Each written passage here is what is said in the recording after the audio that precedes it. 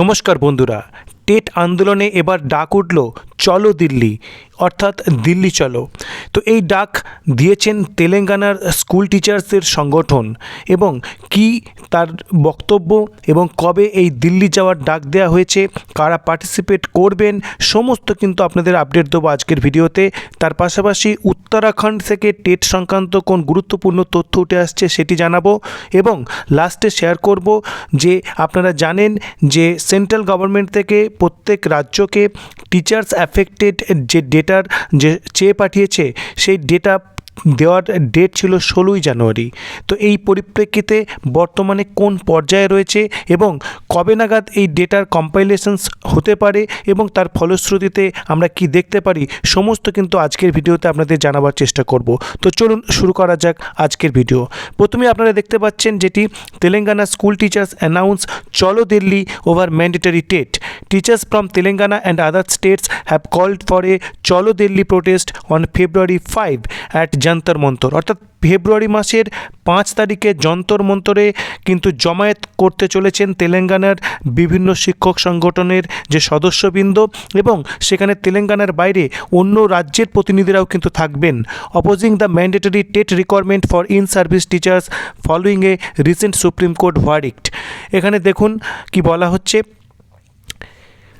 a protest program on February 5 demanding the withdrawal of the mandatory teachers eligibility test TET requirement for in-service teachers. Addressing a meeting at PRTU TS office here on Friday, All India Federations of Teachers Organizations AIFTO Executive President and Teachers MLC Pingili Sripal Reddy said the recent Supreme Court verdict mandate even currently serving teachers to clear the TET in order to continue in service.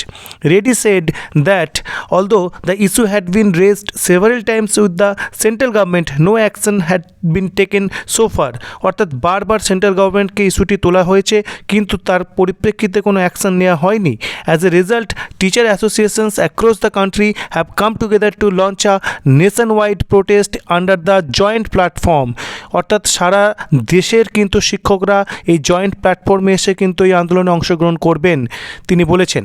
The teachers MLC said a one-day protest will be held at Jantar Mantar in Delhi on February 5 and urged all school teachers to participate in the large numbers এবং large নাম্বারসে যাতে টিচার্সের পার্টিসিপেশনস থাকে সেই জন্য তারা কিন্তু আহ্বান করেছেন। এবং তিনি উত্তরাখণ্ড থেকে কোন নিউজ এবার উঠে আসছে সেটি আপনাদের সঙ্গে শেয়ার করব। Subhash Chauhan, national general secretary of the all India junior high school teachers associations demanded that the central government pass an ordinance to provide relief to former teachers from the TET. Binod Thapa, state president of the Uttarakhand junior high school Teachers Association said that this decision has mentally disturbed teachers and is directly affecting students' education. He described the requirement to take the exam at the age of 50 as harassment, অর্থাৎ 50 বছর বয়সে এই পরীক্ষার বিষয়টি কিন্তু একটি হ্যারাসমেন্টের পর্যায়ে পৌঁছে গেছে। সবশেষে আপনাদের সঙ্গে শেয়ার করব Ajay Naudiyal, director of primary education উত্তরাখণ্ডের পক্ষ থেকে কি তথ্য জানিয়েছেন। Letter has been received from the central government's ministry of education in this regard. Under this all chief education officers have been instructed to provide district wise details of teachers without TET to the directorate before January 20th so that a comprehensive report can be sent to the central government. অর্থাৎ 16ই জানুয়ারি যে সব data চলে আসবে যেটি আমরা ওই নির্দেশে পেয়েছিলাম সেরকমটি বাস্তবে কিন্তু হচ্ছে না।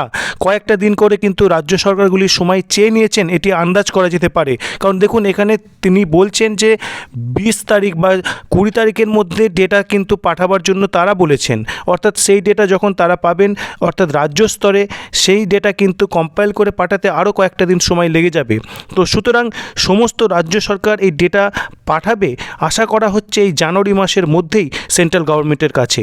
অর্থাৎ এর পরিপ্রেক্ষিতে আমরা ফেব্রুয়ারি মাসে কিন্তু দেখতে পারি যে রিভিউ পিটিশন, সেখানে যে ইউনিয়ন যে এডুকেশন মিনিস্ট্রি রয়েছে তারা কি রিভিউ পিটিশনে অংশগ্রহণ করে কিনা বা নতুন কোনো সাবমিশন তারা করেন কিনা সেদিকেও কিন্তু নজর থাকবে। আপাতত যে ডেটা কালেকশন প্রসেস সেটি কিন্তু জানুয়ারি মাসের শেষের দিকে কিন্তু শেষ হয়ে যাবে এটি আশা করা যায়।